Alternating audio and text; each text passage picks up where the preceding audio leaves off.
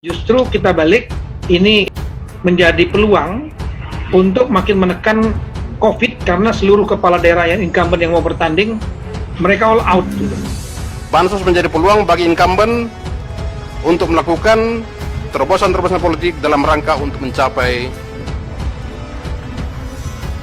tingkat suara dalam pemilu kada nanti tanggal 9 Desember. Kita masih ingat bahwasanya pada pemilu 2019 kita telah ada korban jiwa sebanyak 2.894 penyelenggara pemilu yang dikatakan kecapak. Kan beberapa strain yang berbeda. Jadi ada 4 strain yang di China, COVID virusnya ini, ada sequence bagian-bagian yang agak beda dengan yang di Eropa. Yang di Amerika juga ada bagian-bagian yang agak beda, namanya sequence, dari 32.000 lebih sequence bagian dari itu. Nah, sehingga kalau ada vaksin ditemukan di Amerika, di Eropa atau di China, belum tentu kompatibel dengan vaksin yang ada di Indonesia, karena yang di Indonesia ini masuk kelompok namanya others, kelompok virus yang memiliki strain yang sedikit ada perbedaan. Padahal untuk vaksin itu spesifik, dia harus yang sama. Nah, sehingga dari Kemenristek membuat tim gabungan, konsorsium namanya, penelitian untuk membuat vaksin sendiri yang cocok dengan virus yang ada di Indonesia. Nah, itu dikatakan tadi paling cepat ditemukan itu mungkin sekitar akhir 2021, dan kalaupun nanti ditemukan, ada proses lagi untuk tes secara bertahap melibatkan jumlah yang agak besar, dan itu perlu waktu dan berbulan-bulan. Dan kalaupun misalnya ditemukan itu efektif, maka perlu ada kegiatan mass production, karena beda dengan vaksinasi misalnya cacar, polio, yang segmennya anak-anak, jumlahnya terbatas. Karena ini menyerangnya ke semua umur, maka vaksinnya harus dilakukan untuk semua warga. Nah, ini jumlahnya 200 juta lebih, sehingga untuk produksi massalnya membutuhkan waktu juga bisa berbulan-bulan. Setelah itu melakukan kegiatan vaksinasinya sendiri juga berbulan-bulan. Jadi ini kami lihat dari paparan itu, skenarionya bisa sampai 2022, bahkan mungkin sampai ke 2023. Tapi sepertinya skenario optimisnya mungkin akhir 2021 atau 2022 yang paling sangat mungkin. Kira-kira demikian tadi yang kami ikut dalam ratas sebelum ini yang selesai jam 1 tadi. Jadi mohon maaf terlambat tadi karena memang masih mengikuti ratas Bapak Presiden dan para menteri lainnya. Itu yang kami tangkap dari Menteri Ristek. Oleh karena itu, memang di tengah situasi ketidakpastian ini, kalau tandanya kita waktu itu punya pilihan opsi diundur di 2021 Maret atau September, itu pun tidak menjamin. Dulu kita memang punya harapan pada waktu rapat yang pertama, harapan kita mungkin situasinya kita belum jelas saat itu, seperti apa ini virus ini, penyelesaian endingnya. Kita waktu itu skenarionya adalah 2021 itu aman, sehingga ada keinginan untuk menggeser, kita cari aman di 2021. Tapi dari kita lihat tren dunia, semua yang sudah melakukan uji coba, trial untuk vaksinasi menemukan segala macam, termasuk Indonesia sendiri, ini hampir semuanya mengatakan paling cepat itu adalah pertengahan 2021 baru ditemukan. Baru kemudian proses massive testing, clinical, dan kemudian mass productionnya sendiri, karena melibatkan miliaran orang, dan kemudian melaksanakan vaksinasinya sendiri, itu bisa sampai setahun, sehingga 2022. Jadi kalau kita ada opsi untuk ke 2021, ya mungkin situasinya masih seperti ini, sehingga tidak menjamin tidak pasti 2021 akan aman.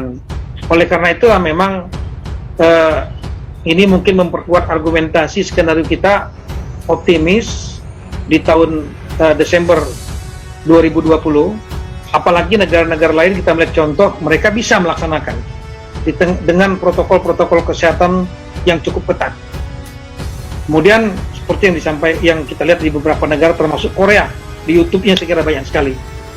Nah, oleh karena itulah semua sekarang pemerintahan dunia ini mulai melakukan kegiatan langkah-langkah untuk melakukan, dalam bahasa dunia, reopening. Ada yang reopening seperti Singapura, ada yang mengatakan pelonggaran, ada yang mengatakan relaksasi dan lain-lain.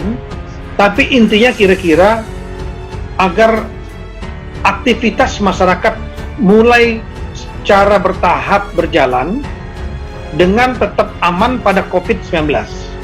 Nah, dulu kita memang belum banyak tahu tentang karakteristik COVID ini, tapi sekarang kita sudah bisa memahami, dan seluruh dunia juga sama.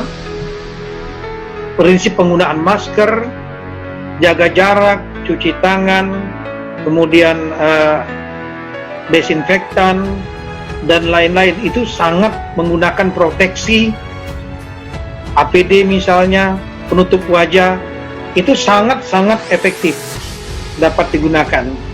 Nah, itulah yang sekarang pemerintah sedang melakukan sosialisasi secara masif.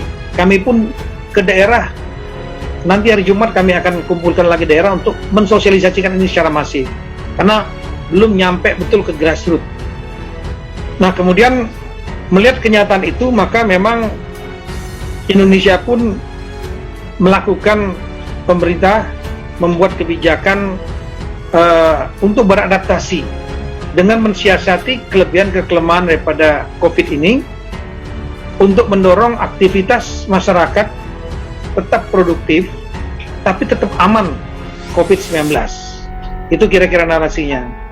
Dan ini mulai dilakukan secara bertahap di daerah-daerah yang dianggap daerah tersebut relatif penularannya rendah atau bahkan yang nol. Ada 124 daerah yang masih nol kabupaten, kota. Kemudian untuk selain zona, juga sektor mana yang kira-kira tidak banyak bersentuhan dengan masyarakat, itu yang sedang di-exercise. Belum ditentukan tanggal, meskipun Menteri Ekonomi sudah membuat tahapan-tahapan, tapi belum final. Ini sedang dilakukan sektor mana yang bisa diterapkan prinsip protokol COVID-19 ini, tapi kegiatannya tetap bisa jalan. Sama seperti mungkin yang kita lakukan, ada working from home, ada kegiatan yang juga kita lakukan berkumpul di rapat tapi menggunakan physical distancing. Besok saya juga menerima dari Wakil Ketua DPR dan rombongan, kita terima di ruangan besar 17 orang, dari Kemendagri juga mungkin kira-kira 10 orang, 27 orang ini kita atur jaraknya, kira-kira demikian. Nah, kemudian upaya untuk menciptakan kehidupan masyarakat tetap produktif, karena kita tidak mungkin akan terus-menerus di dalam rumah, stay at home terus-menerus. Kalau kita terus-menerus stay at home, ini ada kebosanan dari masyarakat sangat tinggi. Ada dari salah satu instansi dari BIN melakukan survei, itu 81% respondennya menyatakan mereka bosan sudah dalam rumah, stay at home. Mereka makhluk sosial. Nah, ini harus disiasati dengan kegiatan tetap berjalan, tapi harus ditaati protokol kesehatan. Inilah kira-kira yang sedang dikerjakan, protokolnya, sosialisasinya, prakondisinya.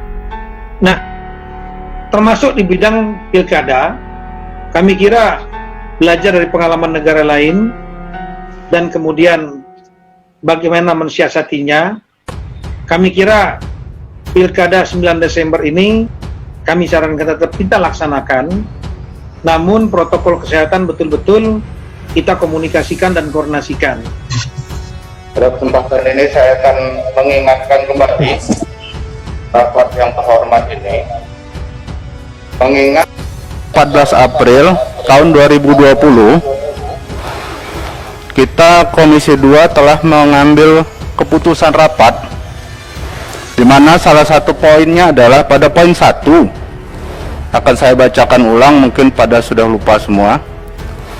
Komisi 2 DPR RI menyetujui usulan pemerintah terhadap penundaan pelaksanaan pemungutan suara Pilkada serentak tahun 2020 menjadi tanggal 9 Desember 2020.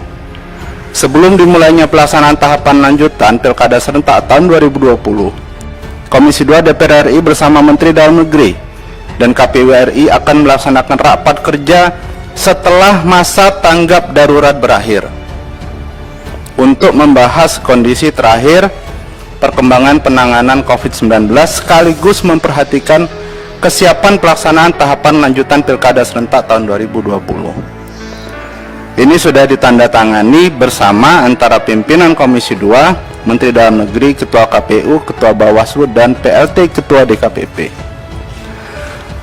Apabila kita tetap merencanakan untuk melaksanakan agenda rapat hari ini, alangkah baiknya apabila keputusan nomor 1, poin 1, rapat tanggal 14 April tahun 2020 untuk dibatalkan dulu, Ketua.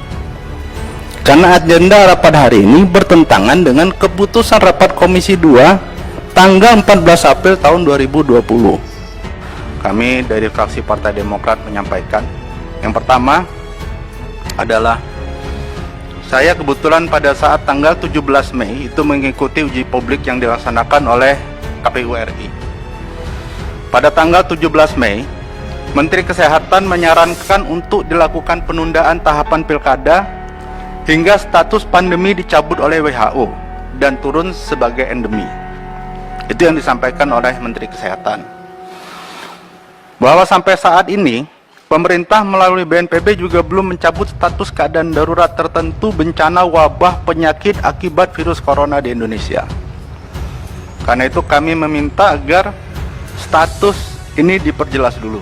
Apakah menjadi new normal, dan kemudian apakah dalam hal ini Menteri Kesehatan juga mengizinkan atau menyetujui untuk tetap dilaksanakan kelanjutan tahapan pilkada. Kemudian poin ketiga adalah kita masih ingat bahwasanya pada pemilu 2019 kita telah ada korban jiwa sebanyak 2.894 penyelenggara pemilu yang dikatakan kecapaian, dan saat itu tidak ada COVID-19.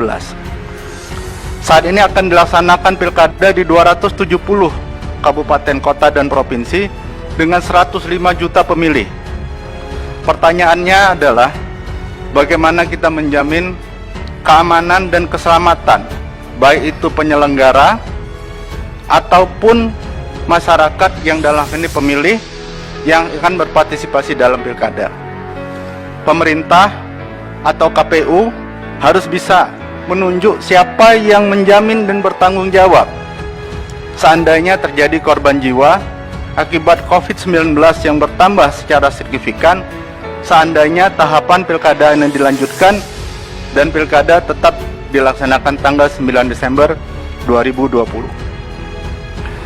Yang keempat adalah bahwasanya Fraksi Demokrat berpendapat kualitas pemilu akan lebih buruk dari yang sebelumnya, karena sampai saat ini sama pemikiran kami dengan apa yang disampaikan oleh Pak Joni Margirsang dan Pak Zulfikar.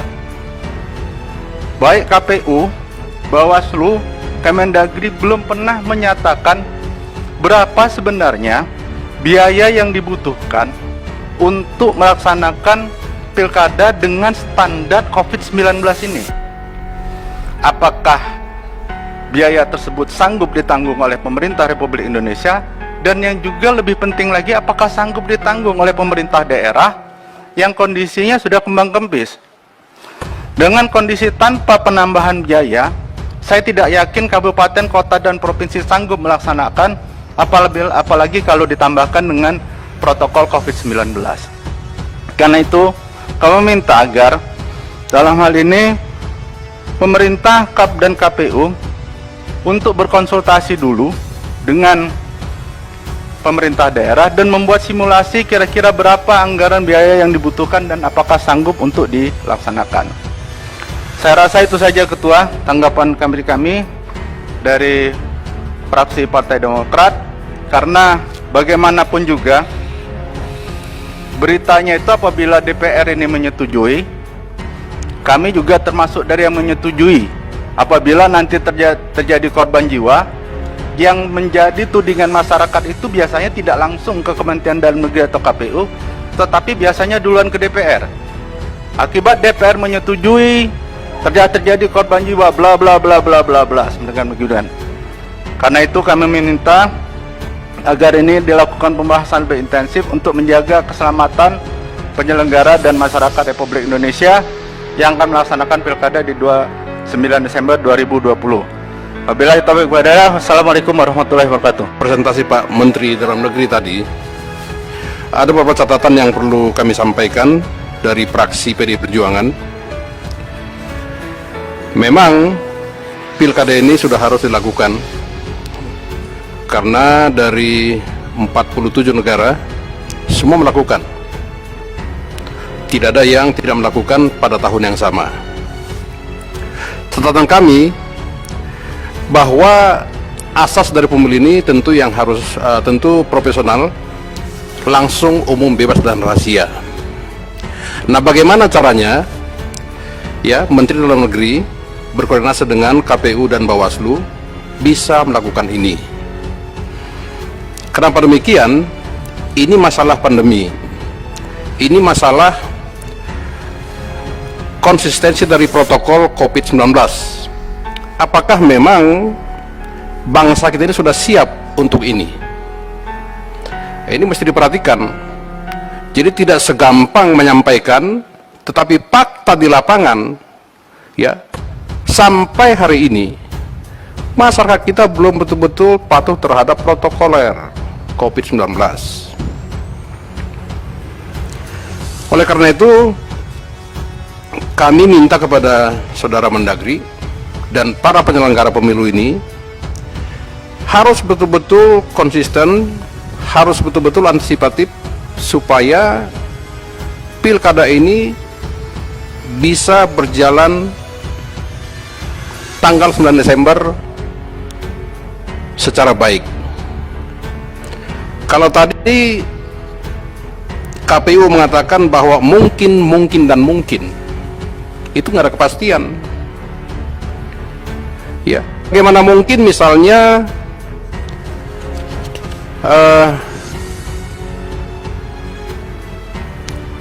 pelantikan PPS dengan online?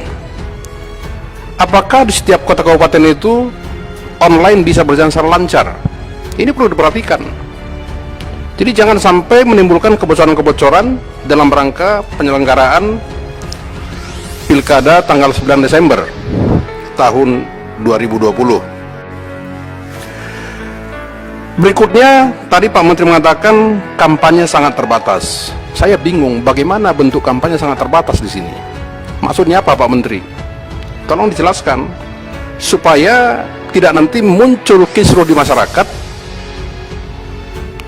Karena masyarakat kita ini khusus Sumatera Utara misalnya, ya, Sumatera Utara itu mereka tentu dengan pilkada ini punya rasa euforia, punya fanatisme sangat tinggi.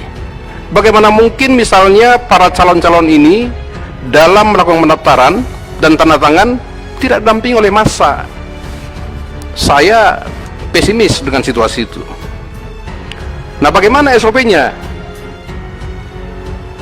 Apakah Kemendagri, KPU, dan mungkin Bawaslu siap untuk mengantisipasi ini semua, Pak?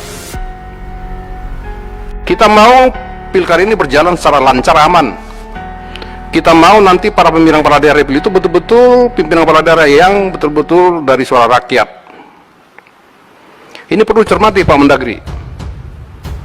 Belum nanti masalah anggaran, kita belum bahas ini Pak, anggarannya bagaimana ini. Tadi KPU mengatakan bahwa anggaran sudah pasti akan melonjak. Bagaimana kesiapan dari KPU, bagaimana kesiapan dari penyelenggara pilkada ini, ya bisa berkoordinasi dengan para penyelenggara di daerah, sanitizer, ya, masker, dan lain-lain. Ini bagaimana? Apakah dalam rentang waktu yang cukup singkat ini itu bisa dipersiapkan, Pak? Tadi sama sekali KPU, Mendagri tidak bicara tentang anggaran. Padahal mata airnya ini anggaran, Pak. Bagaimana anggarannya? Dari mana diambil? Sampai sekarang setahu saya belum sampai ke Komisi 2 ini Pak, masalah anggaran. Belum lagi misalnya ada anggaran sudah terpakai Pak untuk COVID kemarin. Saya punya data beberapa kabupaten sudah mempergunakan Pak anggaran, walaupun Pak Mendagri mengatakan belum ada ya perintah dan surat edaran dari Mendagri, tapi fakta mengatakan sudah ada Pak. Ini bagaimana caranya? Yang berikut tentang bansos. Kalau tadi Pak Menteri Dalam Negeri mengatakan bahwa bansos tidak ada masalah karena ini menjadi bagian dari pihak lawan untuk melakukan perlawanan. Saya pesimis Pak Mendagri. Bansos ini betul-betul menjadi sarana yang dipergunakan oleh para incumbent sekarang ini. Sampai detik ini mereka masih pergunakan bansos ini Pak untuk kepentingan politiknya. Nah, bagaimana Pak Mendagri bisa menyingkapi ini segera, Pak? Bila perlu Pak Mendagri hari ini sudah menurunkan tim di provinsi ke daerah untuk melakukan verifikasi, untuk melakukan penekanan kepada para incumbent di sana. Karena bansos ini betul-betul menjadi alat yang sangat efektif sekarang ini. Jadi jangan kita benturkan antara incumbent dengan para calon nantinya Pak. Tidak segampang yang Pak Mendagri sampaikan. Bansos menjadi peluang bagi incumbent untuk melakukan terobosan-terobosan politik dalam rangka untuk mencapai tingkat suara dalam pemilu kada nanti tanggal 9 Desember 2020. Berikutnya saran dari kami ya, sebaiknya Saudara Mendagri ya sebagai koordinator penuh dalam rangka pilkada ini, dalam rangka PAM, dalam rangka pengamanan, berkoordinasi penuh dengan aparat kepolisian Pak. Ini sangat perlu. Kunci keberhasilan pemilu itu, pemilu kada itulah kepolisian Pak, PAM. Nah, bagaimana MOU dengan kepolisian Pak? Bagaimana anggaran kepolisian untuk ini Pak? Karena anggaran yang kemarin ya sebelum COVID dengan sekarang tentu berbeda Pak. Jangan membebankan kepolisian untuk mencari anggaran sendiri Pak, seperti pemilu-pemilu sebelumnya. Saya tahu persis bagaimana aparat kepolisian mencari anggaran sendiri untuk pengamanan pemilu Pak. Saya tahu persis Pak, yang akhirnya menimbulkan apa? Menimbulkan hal-hal yang tidak baik di masyarakat Pak. Nah, tolong Pak Mendagri pikirkan mengenai anggaran PAM ini Pak. Jadi jangan, walaupun misalnya Pak Mendagri ini adalah pernah menjadi Kapolri ya, apalagi pernah, tentu sangat paham Pak mengenai anggaran ini, dan mungkin Pak Tito dulu sudah merasakan lah bagaimana Anda sebagai Kapolri sangat terbeban dan menjadi beban pada waktu itu Pak anggaran untuk PAM pilkada ini. Kepada KPU kami berharap supaya segera diterbitkan PKPU tentang tahapan kegiatan program termasuk anggarannya Pak, supaya ini semua bisa berjalan lancar. Dan saya